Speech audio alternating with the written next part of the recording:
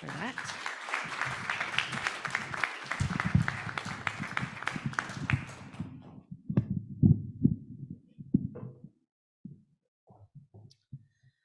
Right, I hope you all learned something you can take back to your workplaces. We're going to take a 15-minute break while we set up for our next group, Invest in the Future Workforce, so please be back in your seats by 10:45. All right, next up we're going to talk about how to grow your own pipeline of employees by investing in the future workforce. You'll see in your programs the various ways that you can engage with young people through MCCEI.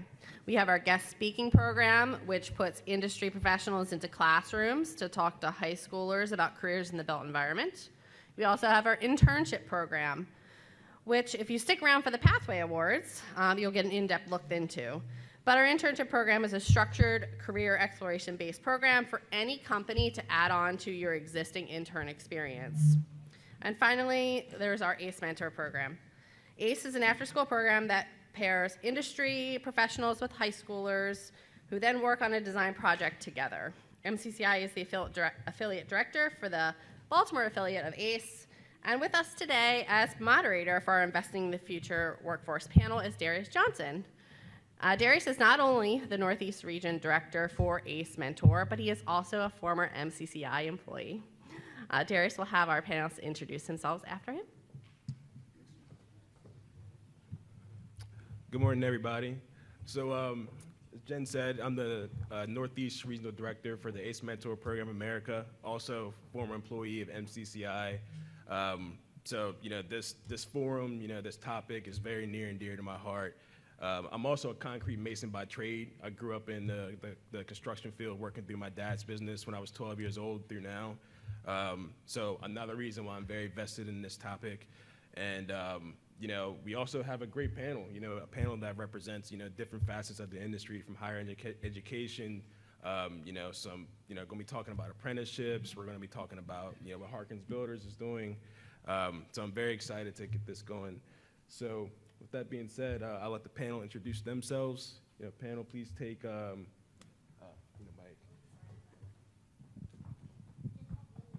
I can talk really loud. I prefer talking loud over a mic. Thanks, Darius. No problem. Good morning. Everybody hearing? Okay. Good morning, everybody. My name is Grant Shmelzer. I'm the executive director with the Independent Electrical Contractors Association. We're a regional trade association that covers Delaware, Maryland, Virginia, the District of Columbia, and the Panhandle of West Virginia. We are the largest four-year apprenticeship program in the state with over 900 apprentices. We have partnerships with one of my co-panelists at Howard Community College. We also partner with Hagerstown Community College, Frederick, Warwick, College of Southern Maryland, CCBC, Montgomery, Anne Arundel, and then we have UDC in the District of Columbia, as well as we have a site out in Dulles. I'm fortunate enough, I've sat under the last three governors as a member of the State Apprenticeship Council, and I also chair the Youth Apprenticeship Council or Advisory Council for Governor Hogan. And as part of that, we're going to hit on that a little bit later, but we partner with the public school systems in Anne Arundel, Charles, Prince George's, Montgomery, Howard, and Calvert counties. So I'm real excited to share what we're doing and how you may be able to leverage our work and kind of just ducktail in and work with our K through 12 system. So thank you so much. Good morning, everyone. Can you hear me? Okay. Hi, I'm Minah Woo. I'm the Vice President of Workforce Innovation and Strategic Partnerships at Howard Community College.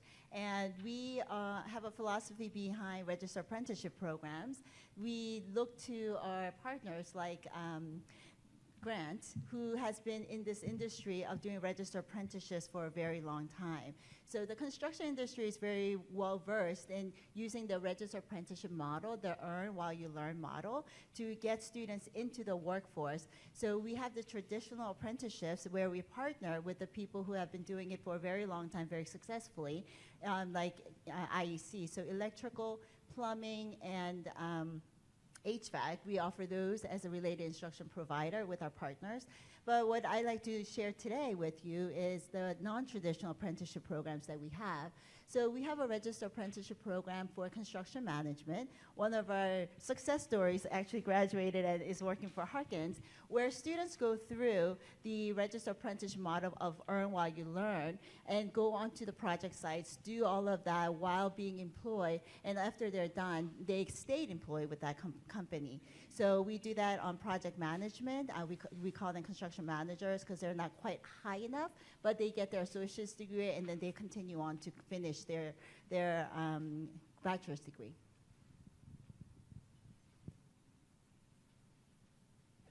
Good morning. I'm Bonnie Cronin. I am the Employee Experience Manager at Harkins Builders. I've been with Harkins 6 years, part of the HR team. My primary responsibility is learning and development. Prior to Harkins, I spent about 10 years in workforce development with adults with disabilities. So I'm all about finding those untapped labor markets and bringing them in and adding value to our company. I think our role here today is, like my co-panelists here, just thinking outside the box, new ways to get people that wouldn't necessarily find their way into our industry. We're always looking, we're taking risks and we're bringing in people that have no experience or haven't been to college or stay-at-home moms returning to the workforce. We're just always trying to find new ways to reach people and giving employees what they want so that we can retain them, because obviously if we don't retain them, we're going to still be in this cycle of having a shortage. So I'm glad to be here with you today. All right, Neil, you're up, my friend. Hi, I'm Neil Schulman. I'm an adjunct professor at the University of Maryland. I teach 3 construction management related courses in the Graduate Civil Engineering Department under the Project Management Center of Excellence. I was a practitioner in the industry until a couple of years ago when I retired. I worked for several builders, including Clark, Gilbane, Harkins, and Tishman, and then went to a real estate developer. And then finally, to wrap up my career, I was at NAVFAC, the Naval Facilities Engineering Command, helping out on a $1 billion project over at Walter Reed in Bethesda, the former Bethesda Naval Hospital, where there's a lot of work going on even today. But I retired to spend most of my time in consulting and teaching at Maryland. All right, thanks, Neil. So with any topic like this, I think it's important to start with the why, why it's important. So the first question I want to ask the panelists is, why is workforce development important to the industry at large, but also specifically what you do in your practice, your workspace every day? Grant, would you like to kick us off with that? Sure. We can all look at the U.S. Bureau of Labor Statistics to see what's going on. We can look on Indeed or LinkedIn every day to see what's going on. For IEC, we made a commitment about 7 years ago because our 120 companies that are members of the organization said, we need help. We can't find people. So we brought on our first workforce development team member. Happy to say, this isn't a plug for a job, but we'll be hiring a new team member, hopefully around the first of the year, to supplement, because what the BLS statistics tell us is we have a deficit/retirement cycling out of 14% more electricians are needed today than are in the workforce. So in most of your skilled trades, there's licensing. Most of the programs stretch from 2 years to 5 years. So we need those individuals in the pipeline today. I think those statistics are low, to be very candid with everybody, because we're amongst friends in this room. I will say a lot of our governmental agencies, whether they be federal, state, or county, and that includes our K through 12 systems, as well as our college systems, they all have electrical departments. Our hospitals have electrical departments. And as we all know what's going on in the country right now, everyone's talking about electrical vehicles, right? Well, we're going to need electricians to install those electric car charging stations, right? So for us, we've taken the approach to go out and do a lot of that heavy lifting on behalf of our membership to help penetrate the market, to help bring in individuals into the industry, to reach further down into the K through 12 system to promote the career occupations. The way the industry is continuing to evolve, and if, again, we have mostly local people in the room, about a week and a half ago, there was an article out in Loudoun County about how the grid's starting to fail out there because of all the data centers that are going in. These are results of all the technology that is requiring electricity in order to give us all of our gadgets and toys to be able to work. So from our perspective, I feel like I got a little bit of job security because we need a lot of electricians, but it's how do we conquer bringing people into the industry. We've been very fortunate where we've had some great partners, including, and I'm not just saying this because Minah's next to me, but HCC, we've also worked with Anne Arundel Community College to establish pre-apprenticeship programs for, I'll say, high school graduates. But the biggest thing I want to say is, and unfortunately I was at a conference last week down in DC, and individuals are saying it has to be a choice between career or college. What I want to say, it's career and college, because most of your apprenticeship programs have college credit associated with it. If we wouldn't get in trouble by Princeton, especially with our K through 12 partners, a lot of the programs that we're building would be considered advanced placement if they were traditional history or math. And that's really where I think that we need to go. And I'll put the big elephant in the room out there. That's what the Kirwan Commission came back with, and that's what the blueprint for Maryland, which is a heavy topic of conversation that's going on. So that's been our approach as an organization and what we're doing on behalf of our 120 companies that affiliated with us that employ over 10,000 electrical workers in the region. So I don't have to tell this room that construction as an industry is hot right now, right? And it's forecasted to continue to grow, not only with new constructions that's coming up, but the infrastructure and all the other things that needs rebuilding and refreshing. But if you look at the industry, we've sort of got this double whammy. So the whammy of a lot of our people, professionals who are in the industry for a long time, and they're retiring, right? So we have a mass exodus there.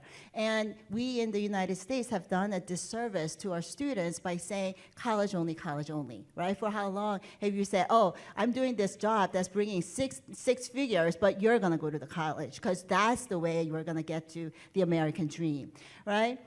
And that happened in Howard County too. Like 30 years ago, they closed down VOTEC. And we did not talk about career technical education until Kirwan Commission sort of brought it back up to the surface.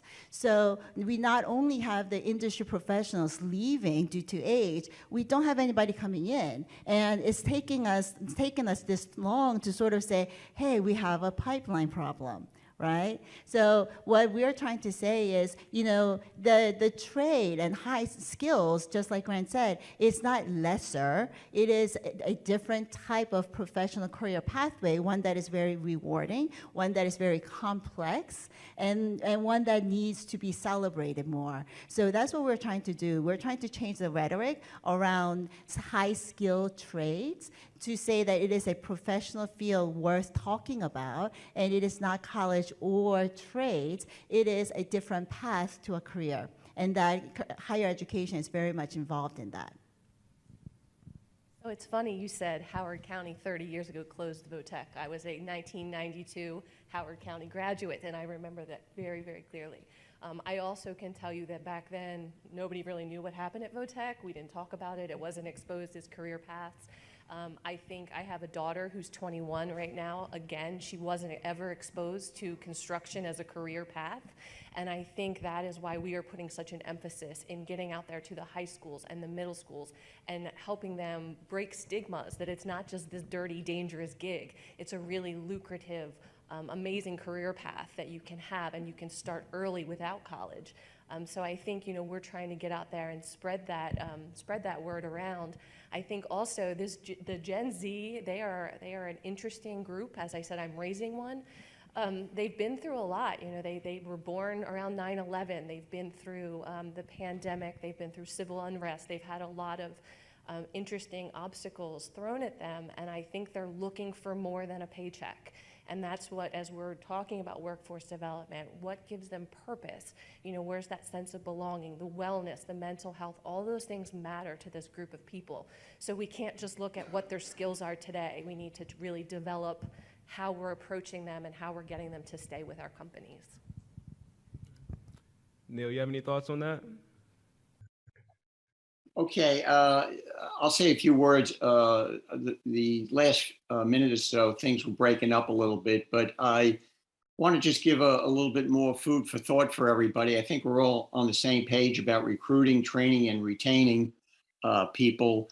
I think the emphasis obviously has got to be with grassroots efforts, getting into the high schools. I agree with the last discussion that we just had about students graduating from high school. Not everybody wants to go to college. I know I'm with the University of Maryland, but not everybody wants to go to college. Some want to go into a career.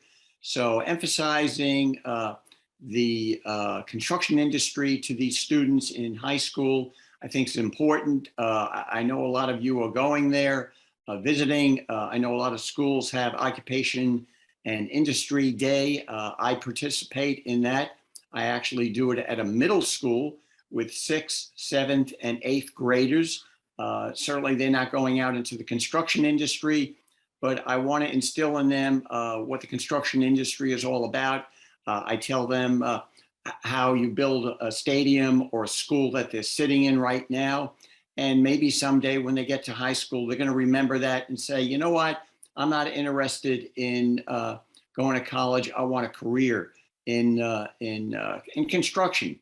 And you can start out with a lot of training programs, whether it be union or open shop.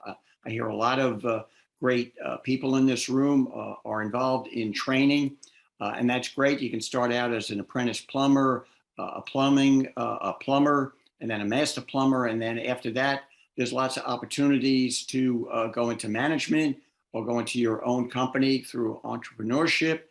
There's lots of great opportunities.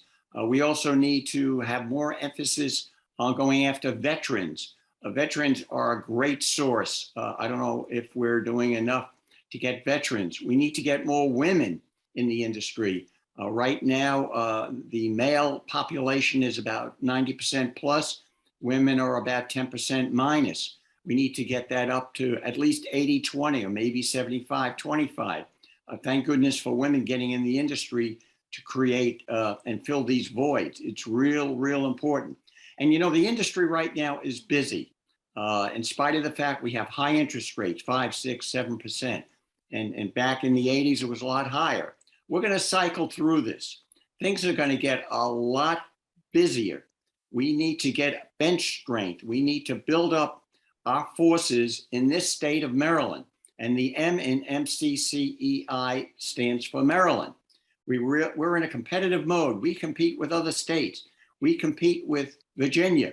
Why does Virginia have all these data centers? We need to compete with Delaware. We need to compete with Pennsylvania. We need to compete with West Virginia. We are in a very competitive industry. 4% of our gross domestic product is in construction. We're one of the biggest industries in the United States. Not the biggest, healthcare is the biggest, but we are growing. The Infrastructure Act that was just passed, $1.2 trillion. That's huge. The total construction in the United States this past year was $1.6 trillion in the United States. So that bill is enormous. It's going to create construction at ports, Baltimore. It's going to create work at airports, BWI. We're going to have a bridge across the Chesapeake Bay someday. Number 3 is coming up. We have private partnership work coming to the widening of I-270, a $1 billion project. We've got other $1 billion projects right now at Walter Reed. We've got a $1 billion project going on. We are very fortunate in the state of Maryland to be in close proximity to the District of Columbia. We get good federal funding of projects at Walter Reed, NIH, NIST, Department of Energy. There's a lot of work that's coming down the pike. Eventually, interest rates are going to go down. Right now, they're high. It's creating a little bit of a locking with private developers, with real estate developers, because construction loans are high, permanent lending is high, and eventually that's going to come down. There's so many large projects that I see coming. A new developer just bought Lake Forest Mall in Gaithersburg. It's going to be demolished. It's going to be rebuilt. That's a whole new project coming. So there's a lot of work in this area. If anything, I just want to instill in everybody that we really need to increase the number of construction workers in the state of Maryland. We've got about 160,000 now. We need to bump that up. The state of Maryland, and the governor just signed a bill, by the way, I'm sure most of you are aware of it. It was just signed a few days ago, offering incentives to employees with sign-up bonuses of $10,000. That's a nice chunk of change. And it's a $15 million pot. Sounds like a lot of money, but when you do the math, that's only 1,500 bonuses. So when that dries up, maybe the state will come up with more money. But what is industry doing with their funding for sign-up bonuses? And one last thing that really came up during the previous presentation about mental health.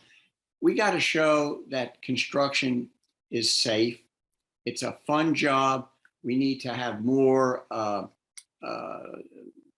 barbecues and more events to really show that we care about the skilled crafts. We need to focus on the carpenters, the plumbers, the electricians, the cement masons, the elevator constructors, the glazers.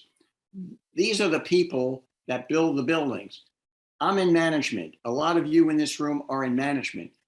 But at the end of the day, the building you're in right now was built by performing, self-performing, skilled workers, carpenters, plumbers, and electricians. So we really need to focus on that and get into the grassroots. So I'm sort of preaching to the choir, but we just need to do more, and we need to be prepared for the eventual super growth of construction in the state of Maryland.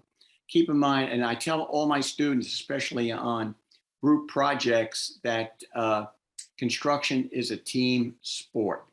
So we need to start thinking a little bit more, rather than managers, start thinking more like a coach in a sport, whether it be baseball, basketball, or football. And I always use basketball as my common denominator.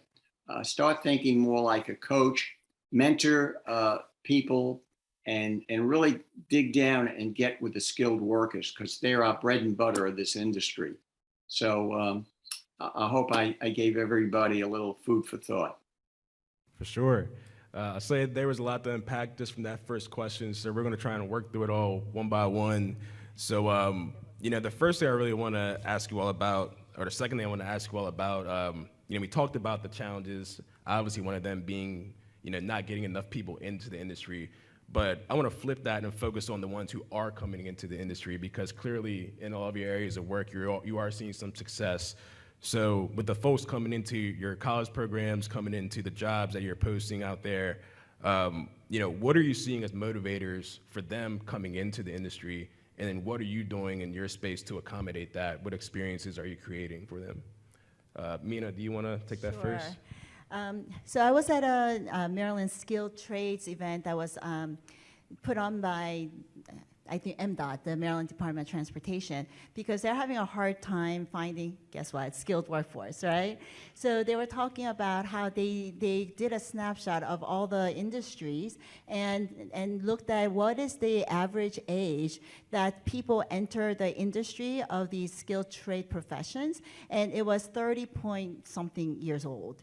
So he was talking about how most of these people coming into the industry may have gone to college and decided it wasn't for them, may have gone to some college and decided it wasn't for them, or decided I'm not going to college at all, and have done different jobs, right? The retail, the service, and all these other things, and then realize when they turn 30, you know what, I think I need to start a career, and they enter. So he was talking about the lost opportunity for those personally, every person that has sort of took 12 years post-high school to figure out what it is that they wanted, but that was a lost opportunity for us as an industry to attract them. So what can we do to attract them sooner?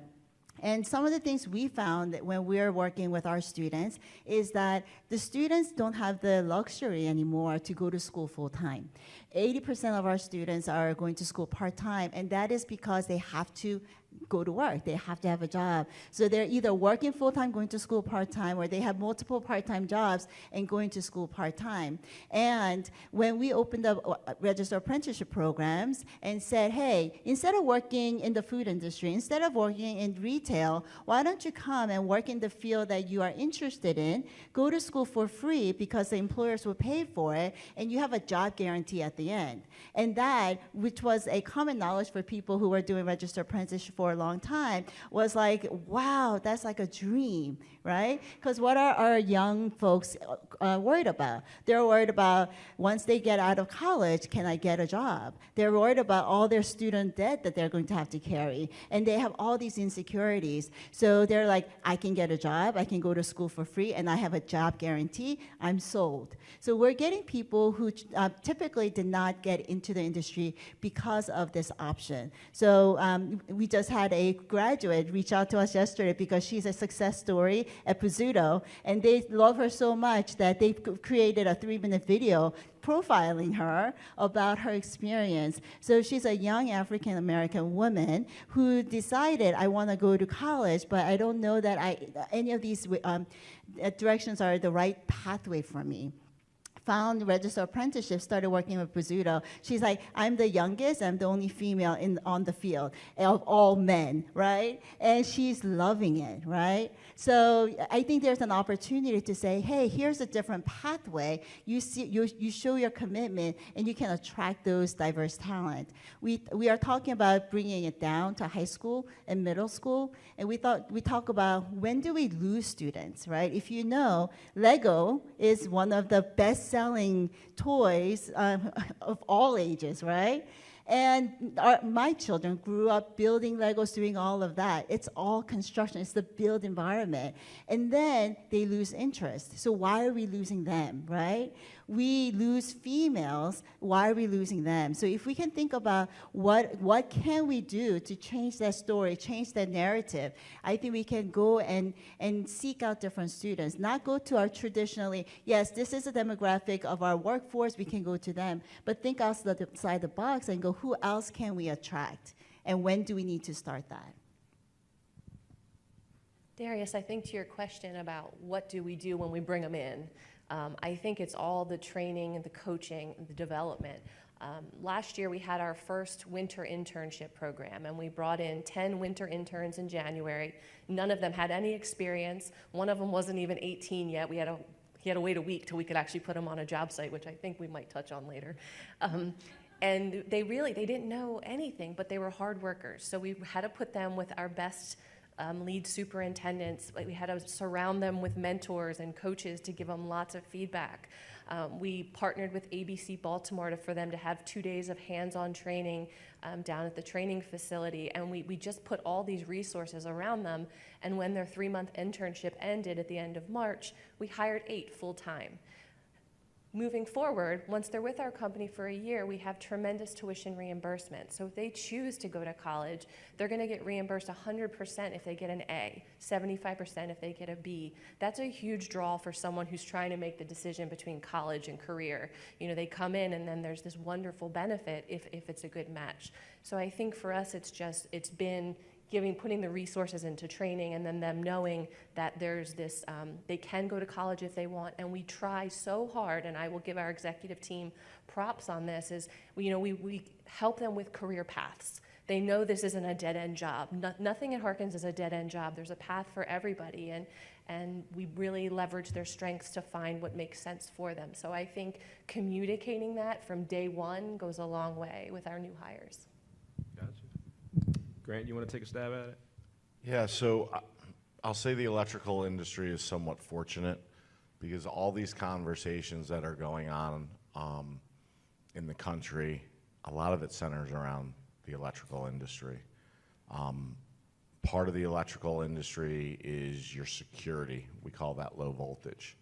So getting into this building, if you had key swipes, that's all electrical. All the security cameras are electrical. Solar is electrical. So we're really trying to harness what's going on around us and sharing that, hey, this is part of our industry. So we've taken an approach that we're going to work with our young people, and we're going to hit on it, so I don't want to steal too much thunder, but that's really what we've done. We've been able to bring our average age of an apprentice slightly down.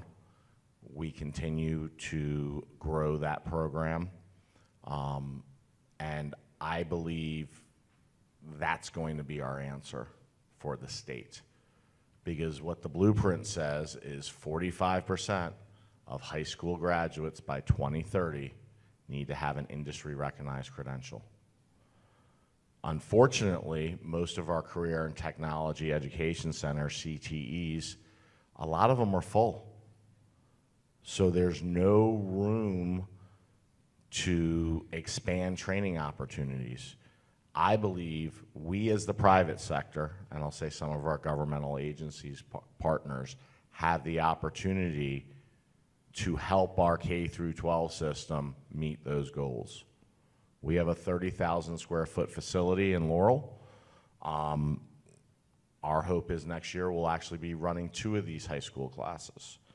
We are partnering with various nonprofits to go after maybe those high school graduates who are in this, what am I going to do? Because the wages that they're earning in other careers aren't sustainable to raise a family in this state. So I believe it's a true partnership arrangement between the business community who has this need, our nonprofits, our school systems, and our governmental agencies.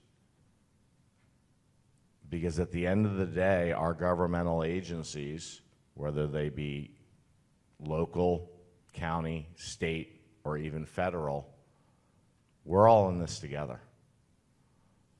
So we have to have real honest conversations. Sometimes they're unpleasant, about expectations, about being able to pass a drug test, right?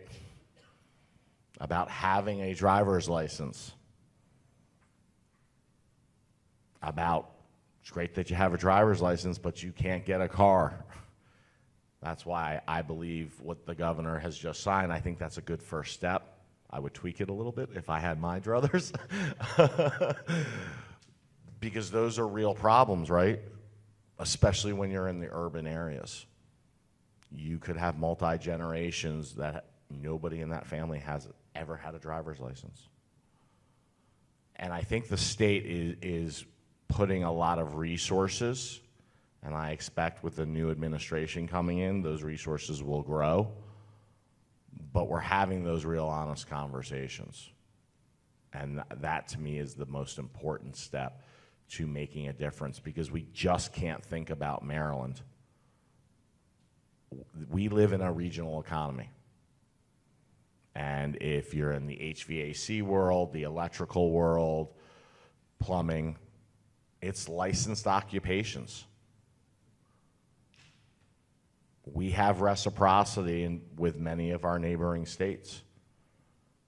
And many of our companies, especially our general contractors that are based here in Maryland, they're not only working in the district or Virginia, they're working nationally. And we have to travel where the work is. That's the one thing about our industry. Most of our people are going to have to travel because they can't rely on transportation because they're on the job sites at 5 a.m. And that's a real hard conversation that I've had with multiple school districts. But that's the reality of it. So I think that together we can come up with solutions.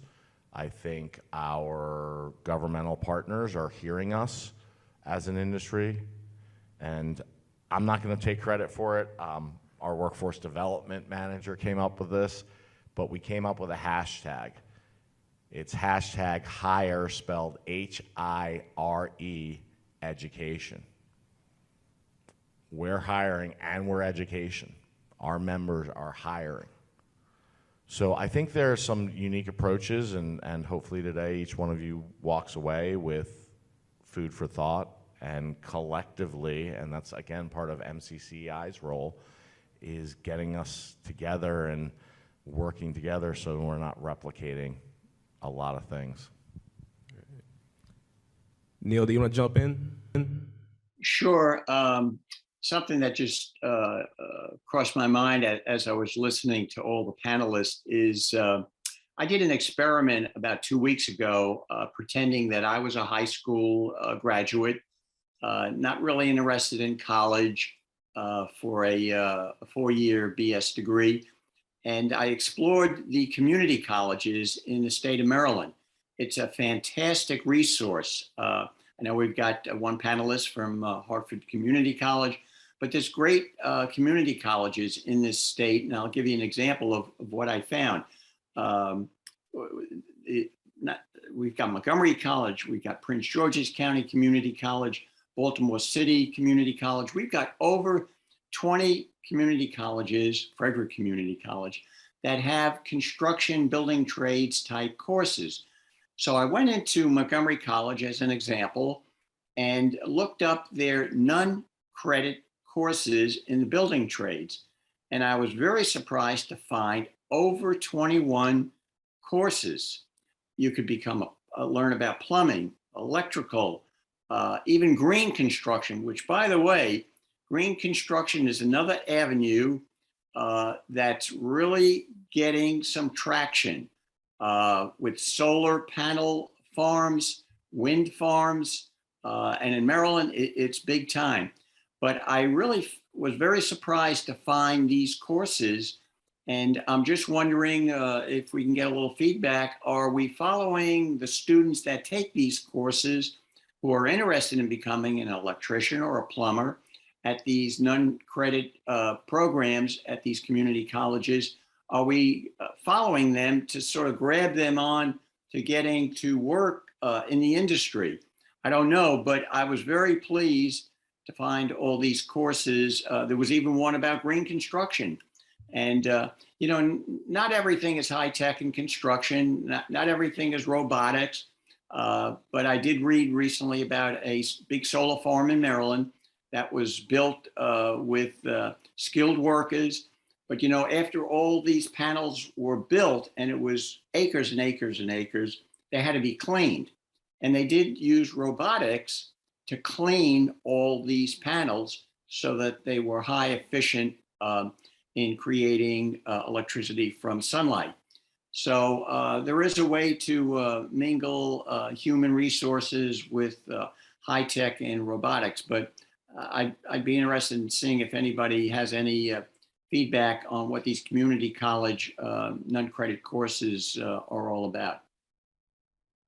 So I think that segues us right into the conversation of apprenticeships, internships, and other vehicles for getting, students or just people interested in this field directly into these career paths. So, Bonnie, do you want to, kick us off on that? I know you had some thoughts you wanted to dive into a bit more. Yeah, I think I touched on in the last question a little bit about our winter internship. So that was really a new thing for us. Several years ago, we tried a returnship. It was pre-COVID. It's all a blur, pre-COVID. But we tried a returnship to get people who maybe had left the workforce, whether they were a stay-at-home parent or they were changing careers. And we did get one phenomenal candidate that's been with us since that time. I think that was a risk we were willing to take. We didn't really get the momentum with it that we had hoped, but I think it's just always thinking about a new way of doing things. I think Minah had mentioned, we partner with HCC. We've had, one of their students who now is doing really well in our Southeast Division. And so I think it's the partnerships with the higher education, but also high schools, middle schools, all the other, whether it's NAWIC, CREW, ABC, all these groups, just being able to share and network because we're casting a wider net that way. And when we talk about construction industry, we tend to fall into there's the skilled trade side, and then there's like the office side of project management, all of that. But if we looked at the industry as a whole, then we need a lot more than just those people. So I think what MCCI does really nicely is in your Build Your Path, they highlight all the different occupations that is possible in the build environment. And I think we can do a really better job of talking about, hey, come into this exciting field of construction, and here are all these things you can do. I mean, we need marketing, we need human resources, we need accounting, we need all of those talent. And if we make ourselves attractive, right, then there's just so many things you can do within our field. So, we shouldn't pigeonhole us into we are this or we are this. You can, whatever you want to do, you can do it in this environment. I think it's a language we want to share. And I don't think there's a magic bullet. I wish I could tell you, if you do register apprenticeship with us, you will solve all your problems. I would love to work with all of you, but that is not a magic bullet, right? We need to do all of the above. We be creative in doing returnships. I think that's a great idea, right? As people are coming out of the workforce participation has dropped to like 67%. So there's a lot of people who are looking to come back. So let's attract them. Internships, middle school visits, career days. I think we need to do all of it. But if you have to do all of that, you don't have the resources to, right? So this is where the partnerships come in. We as the industry need to come together and say, how can we sell ourselves better and then raise all of us up together? Oh, and then to Neil's question, yes, for the most part, community colleges, we work with industry partners. So for the most part, those students who are in those programs begin with an employer in mind, but even those who don't, I will venture to say we have a 95 to 100% employment rate afterwards because they are hot, they're sought after. Grant, do you mind diving a bit deeper into how you're approaching apprenticeships? I know you said you brought the average age down, and you talked a little bit about funding in our prep call, so I'd love to hear your thoughts. So to answer the question about the program at Montgomery College, just before I hit on that, part of the challenge is when you're looking at non-credit courses at most of our community colleges, a lot of times you'll get, I'll say, people that want to dabble in the industry. And we actually talked to that class that Neil was referencing, and there were actually only 3 students in there that were looking at it from a career. So when you're having conversations with the community colleges, ask, what the profile of the student is in there. Because a lot of times we'll see it's not the profile of somebody who's looking for full-time employment within that industry that they're taking a basic non-credit class for. So just words of advice that we've experienced. In terms of what we've done at IEC, we have taken the approach, we go a lot of places and try a lot of different things, and we fail a lot. We have some successes, but you got to try. So we made the commitment based upon a meeting 4 years ago and quick side note is we had a program in Howard County, but when they shut down the Howard County Career and Technical Center, we pulled out of Howard County because we were very upset, to say the least. And we had not engaged in Howard County up until 4.5 years ago, when we were approached by Howard County Public Schools, because they did not have an electrical program, about restarting it. And because our offices are located in the Howard County side of Laurel, we said, sure, let's make it happen. And we pulled the program together in 30 days, from basically a conversation to implementation. We learned a lot, and it was a 200-hour pre-apprenticeship program for graduating high school seniors. Average GPA of those students, and it was a cohort of 12 to 14, can't remember exactly. Average GPA of those students was about 1.9. And what we learned is those students were all very bright students, but they didn't understand how the school side applied to the work side. We were able to raise their cumulative GPAs to 2.9 upon completion of the class. We lost, I believe, 1 or 2 students due to attendance issues because we treat it like a job. Those students completed their program of study with us. They came over to our offices every day. And about, so the class is getting ready to graduate this coming June because they've taken all 4 years of the apprenticeship program. I think we're about 60% that started are going to be graduating the 4-year apprenticeship program. So if you think about a young person who's still in high school, who's now 4 years later completing, that's pretty good statistically. I think we'd all be pretty happy about that. So we completed the program. I call them postmortems after we do our programs. We sat down with our partners with HCPS, Maryland Department of Labor, and we said, what's next? And the Maryland Department of Labor funded the program initially. They said, well, we're not going to fund it 100%. The school system needs to kick in 50%, but we're not funding it.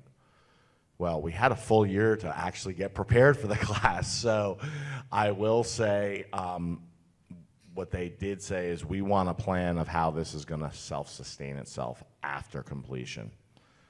So we began tweaking the program, but at the same time, concurrently, I brought 11 different companies into our offices, and I said, hey, we're going to run the program again, but we need to figure out how to self-sustain it. And I said, I know this is going to be a commitment of each one of you, but this is my concept. And what the concept was is recruiting juniors, rising seniors, that have the availability in their schedule, because the most important thing is that they graduate high school, that they would work in between their junior and senior year summer as full-time employees, if they chose to. And then once the school year kicked in, they would work from start time to lunchtime 4 days a week, return to their home school, or go to HCC to take their math and reading, or evening school, and on the 5th day, they'd come to IEC to take year 1 of their apprenticeship program. All the contractors bought into it, hook, line, and sinker. And I'm pleased to say that we had 90+% completion when we moved over to that model. That program's still running today. We have 80% retention, and most importantly, the unintended consequence of it all was that these students started talking to their friends, and the parents started talking. and it started to build momentum, and then COVID hit and everything kind of got messed up, right? But at the same time, concurrently, the state was very happy with us, and they challenged us to start building capacity. So we're in Montgomery County now. We just had 60 guidance counselors from MCPS, work-based learning coordinators, and administrative officials over to the building Wednesday, I believe. Unfortunately, on this huge group email chain with all of them, and they are just energized. There's an excitement level because they're talking to the kids. So not only are we in Montgomery, we're in Anne Arundel. We're in Prince George's. We had some little bit of problems in Charles and Calvert, but we have had students in that model. So for an individual, they are going to be graduating high school as a completed first-year apprentice. They're not going to have all their on-the-job learning or on-the-job training. They're going to lag behind slightly, but they will become an electrician should they continue on, which most of them are, in 3 years versus 4 years. Now, all of a sudden, I may have anywhere between a 22 or 21-year-old as a journey worker. And that has helped us starting to lower our average age. Also because we're getting, the friends and family of these students. We're getting younger and younger candidates.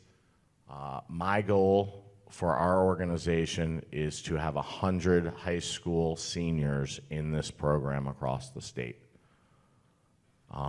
We've replicated the pre-apprenticeship model now in DC. We're actually getting ready to sign our MOU with DC Public Schools, so this will be our third cohort, so that's the 200-hour program. And we're having conversations. Virginia's a little bit more difficult because of the graduation requirements. Maryland Department of Labor, and I know Jen will have it up on the MCCI website. We worked with MOSH, so the safety concern that many of us have, because we want not only the students to graduate high school, but get home safely, has been addressed by MOSH. There's documentation on that. Currently, we have 23 high school seniors in the program in electrical and low voltage, so we're about 25% of the way there. So that's the approach that we've taken. I've had lots of conversations with lots of trade associations, but it's a heavy lift and it's a heavy commitment on each one of you, because you have to have the right mentor, the right journey worker. That journey worker and people on those job sites need to understand this may be the first employment opportunity that this high school student has had. For the most part, it's been smooth. You have your bumps, but we build things for a living, right? So we just navigate it and figure it out. But it's a great program. But again, ducktailing back to my previous comments, in order for the state to reach that 45%, it's going to take the industry and partners, business community to get there. Now, applied the APL in Howard County has their first student this year. Minah probably doesn't know this yet, but I'm going to tell her something new. HCPS just committed to 4 students, 2 in electrical and 2 in low voltage for next year. So our governmental agencies are they're facing the same labor shortages as we are. So I think the industry is starting to evolve, and these partnerships, my hope is, hopefully the new governor will keep me on and we'll get these numbers up really, really big in the next couple of years. All right. Thanks, Grant. So we have 5 minutes left for this panel, so I want to make sure we get some time in for audience questions before we go to lunch. So does anybody have any questions for the panel? Right there.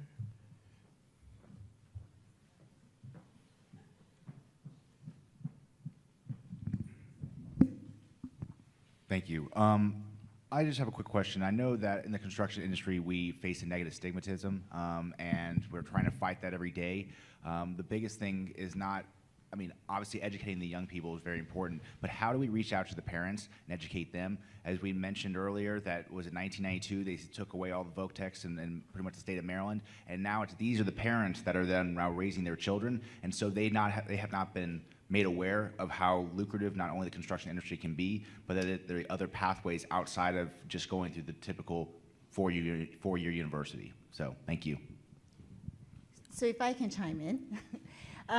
Yes, I think the tides are turning, and it is an exciting time for the industry. So we have a new president at the college. She started in January. She came to the college and she said, this is the first community college I've been where there is no trade school. Where is your trade center? And we said, well, you know, we're in Howard County. We sort of dabbled into this. I would love to grow it, but the leadership at that time was not completely on board with that idea. So she started preaching this. You know, she was talking about, well, if you know Howard County, we are one of the wealthiest counties in the state and the country. We are one of the most educated counties in the state and the country. And I think a lot of people sort of hide behind that and think, oh, you know, this is what Howard County looks like. And she began lifting that onion layer, you know, peeling it off and going, all right, so 1 in 4 students in Howard County Public Schools receive a free and reduced lunch. 31% of the residents in Columbia, which is the city we are in, are categorized as ALICE population, which means they're barely making every month bills and making their ends meet. And we have this stark comparison between those people who are making $200,000, $300,000 and people who are barely making it. And if we look at our population of who are we not serving, it was all those people who we've taken away the access to a great career by not offering those things. So she started going out and talking in the community, and she said, I have a vision, and I really want to help these students and adults who are looking to get into a high-skilled trade industry. And I want to build a trade center. She started talking about all the demographics, and she in Howard County got a standing ovation. So I think people are seeing it. We are hearing in the higher education that people are becoming more and more disenfranchised with the value of higher education. They're seeing more and more people get a degree and they come right back into their basement and they don't have a job. And they're saying, really, is there an ROI? Was that worth the investment and the debt that we're getting? And the last thing I might add is that my partner Stephanie, who is at the public school system, when she started this, she did an open house. She did an information night, and she thought, oh, it'd be great if I could get like 50 parents to come. It snowed that day, so we had to have like a makeup day, so it wasn't even publicized very well, and she had over 120 parents come. So I think the rhetoric is starting to change, and it is an opportunity for us to change that, right? And I think the way we do that, the changing the stigma, taking that away, is showing representation.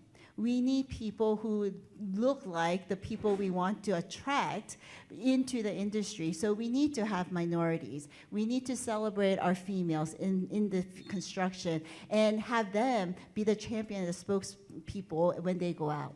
And I think that would change that stigma. Thanks, Minah. Jen, do we have time for one more? Yep. Right. I see Patrick back there. Nope, we have one right here, too. Okay. I just wanted to add a note to that. When you are trying to change a stigma, part of that is about trust, right? And so every employer in this room needs to be involved in the community that you serve.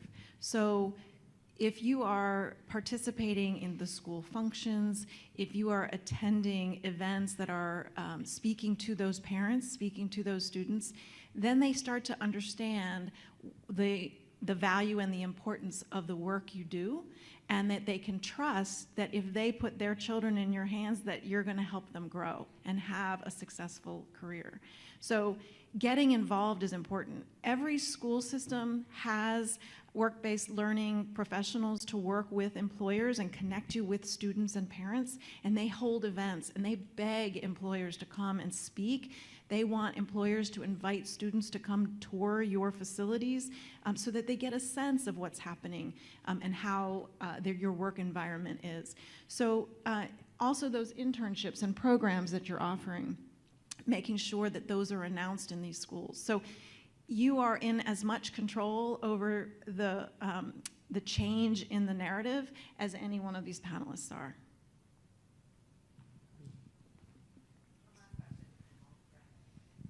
Thanks, everybody on the stage. I work with Bonnie. She's great. You guys should talk to her after this. I just have a couple of comments, just some observations from this great session, and then maybe a couple questions. We can talk afterwards, too. From what I'm hearing, kind of the consensus from, I guess, the two comments so far and what we're saying up here is perhaps there's a marketing issue in the industry overall in bringing these younger generations into the trades. Now, I don't know if one group or state or federal has really taken grasp and said, follow me, this is how we do it. So there's opportunity there as well. Sorry, I have notes, so I'm a little bit of a nerd there, sorry. And then two things I'm curious on. So in regards to hiring, I guess historically, I don't know if you guys know any numbers with the demographics, not just in today's age, but going back in time is kind of what are called maybe legacy hires, where my dad worked in construction, so I'm going to work in construction, right? So when you go to a trade school in high school or community college, you might see that. So outside of that relationship, how are we attracting the ones that have zero family in construction and don't get that daily dose of construction overall? And then my last thought, somebody brought up how we're competing with other states. I think, Grant, you brought that up, right, surrounding us. For the Virginia governor recently rolled back regulations and their licensing from 4 years to 2 years. That's not rolled back yet.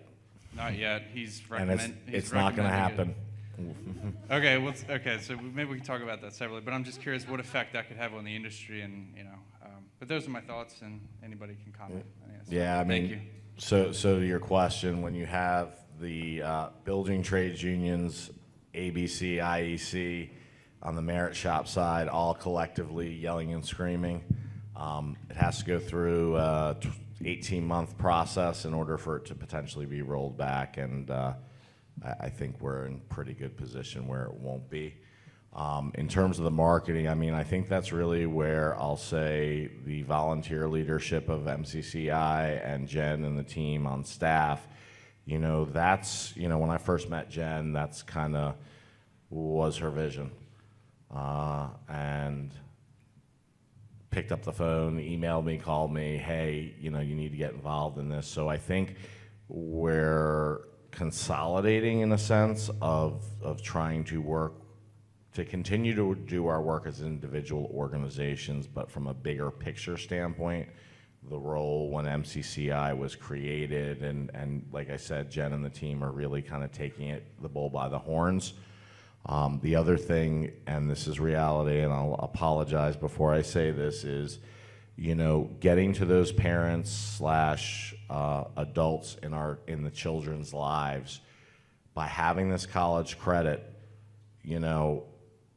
it puts a different connotation to those influencers for our young people. Reality is only a few individuals, and this may grow over time, may go ahead and get that associate's degree.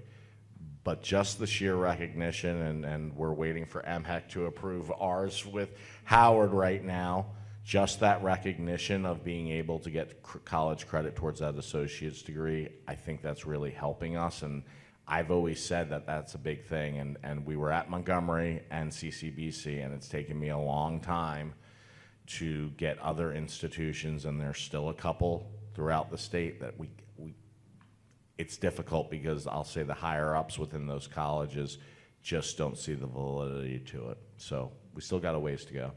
And at Howard Community College, what we try to say is, we say, come to us for higher education. We don't make the distinction between credit, non-credit. We don't make the distinction between college credit courses or plumbing or HVAC, electrical register apprenticeships, because it is post-secondary education and it is higher education. So when we have our information session, when we go into high schools, we present them all together at the same time so that they're not going, okay, am I doing this or this? It's one of those things that they can choose from.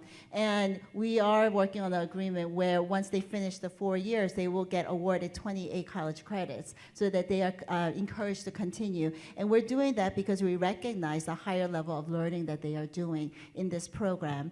And finally, I just wanted to make a pitch for the summer program that Jen did with middle schoolers. I was in a room meeting with BGE, and they said they have a workforce development program. They brought the inner city kids in, and the instructor made the assumption that everybody knows, these things, right? So he had an underlying assumption that everybody would know what a screwdriver is, a hammer is, a wrench is, and so they're like, oh, go grab the Phillips screwdriver.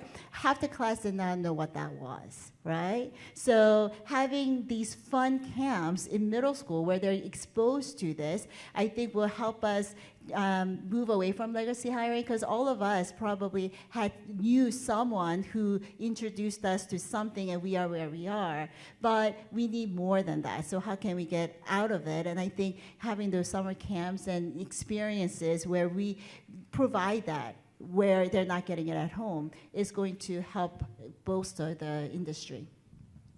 All right, thank you. So Jen's gonna yank me. Hey Neil, I'm sorry. Jen's gonna yank me off the stage if I keep this going. But I appreciate all the panelists. Appreciate all the questions. So can we just give a round of applause for them and everything they contributed? Thank you.